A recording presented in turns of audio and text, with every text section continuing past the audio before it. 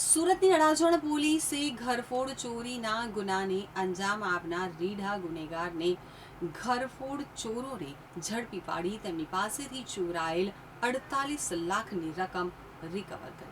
Surat police commissioner Anupamsinh Gehlot, અધિક police commissioner સહિતનાઓએ આપેલી સૂચનાને લઈ PINA ચાવડાની ટીમ PSI ND પટેલના માર્ગદર્શન હેઠળ પેટ્રોલિંગમાં હતી। ત્યારે બાતમીના આધારે સહારા દરવાજા ગરનાળા પાસેથી આરોપી દેવરાજ ઉર્ફે કાલી અભિમન્યુ પાટીલને ઝડપી પાડી તેની પૂછપરછ કરતા આ રીઢા ગુનેગારે જ 48 લાખની ચોરી કરી હોવાની કબૂલાત કરતા તેની પાસેથી અડાજણ પોલીસે ચોરાયેલા 48 લાખ કબજે કરી તેની વિરુદ્ધ કાયદેસરની કાર્યવાહી હાથ ધરી હતી। 18/5/2026ના રોજ અડાજણ પોલીસ સ્ટેશન વિસ્તારમાં આવેલ પરશુરામ ગાર્ડન પાસેના સેતુ વિલા બંગલામાં 48 લાખ જેટલી માતબર રકમની ઘરફોડ ચોરી થયેલ હોવાની ઘટના બનેલી। ઘટનાની જાણ થતાં અડાજણ તેમજ સુરત શહેર ક્રાઇમ બ્રાન્ચ સહિતના ઝોન 5 વિસ્તારના તમામ ઉચ્ચ અધિકારીઓ સાથેની ટીમો સ્થળ પર પહોંચી ગયેલ।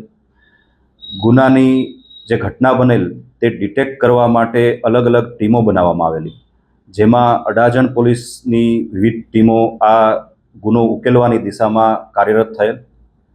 100થી વધુ CCTV ફૂટેજ ચેક કરતા ઘરફોડ ચોરી કરનાર આરોપીના વાહનની ઓળખ પ્રસ્થાપિત થયેલ, જેના આધારે આરોપી સુધી પહોંચવા માટે વિવિધ કામગીરી હ્યુમન ઇન્ટેલિજન્સ તેમજ ટેકનિકલ ઇન્ટેલિજન્સના આધારે કામગીરી શરૂ કરવામાં આવેલી।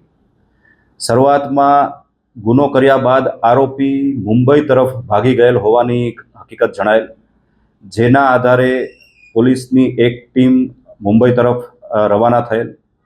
આ દરમિયાન જે ચોરીમાં લેવામાં આવેલા રૂપિયા જે આરોપીએ સુરત ખાતે જ એક ખંડેર મકાનમાં છુપાવીને નાસી ગયેલ, જે પૈસા લેવા માટે આરોપી પરત સુરત ખાતે આવેલો અને આરોપીનું પગેરું મેળવી પુણા વિસ્તારમાં આવેલ સહારા દરવાજા પાસેથી આરોપીની અટકાયત કરવામાં આવેલી।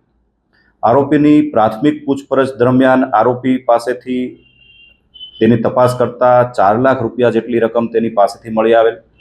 આ ઉપરાંત યુક્તિ પ્રયુક્તિથી તેની પૂછપરછ કરતા રાંદેર વિસ્તારમાં આવેલ એક ખંડેર મકાનમાં આરોપીએ ચોરીની રકમ છુપાવેલી હોવાની હકીકત જણાયેલ, જેથી ત્યાં તપાસ કરતા ચોરીની બેગ ઉપરાંત અન્ય કેટલાક સોના ચાંદીના દાગીના સહિતનો મુદ્દા માલ પણ મળી આવેલ છે, જે બાબતની આગળની પૂછપરછ ચાલુ છે। તારીખ 18ની રાતની જે ચોરીની ઘટના છે તેની તમામ રકમ 48 લાખ રૂપિયા રિકવર કરવામાં આવેલ છે।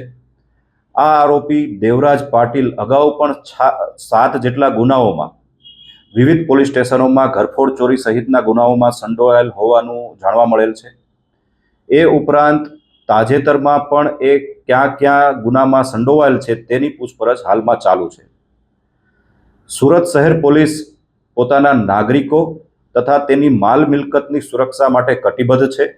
ભવિષ્યમાં પણ કોઈ પણ પ્રકારની ઘટના બને તો તેને રોકવા માટે અને તેને આરોપીઓને પકડવા માટે સુરત શહેર પોલીસ કટિબદ્ધ છે અને કોઈ પણ સંજોગોમાં સુરત શહેરના નાગરિકોની સલામતી માટે માનનીય પોલીસ કમિશનર શ્રી અનુપમસિંહ ગેહલોત સરના માર્ગદર્શન હેઠળ સુરત શહેર પોલીસ કાર્યરત રહેશે।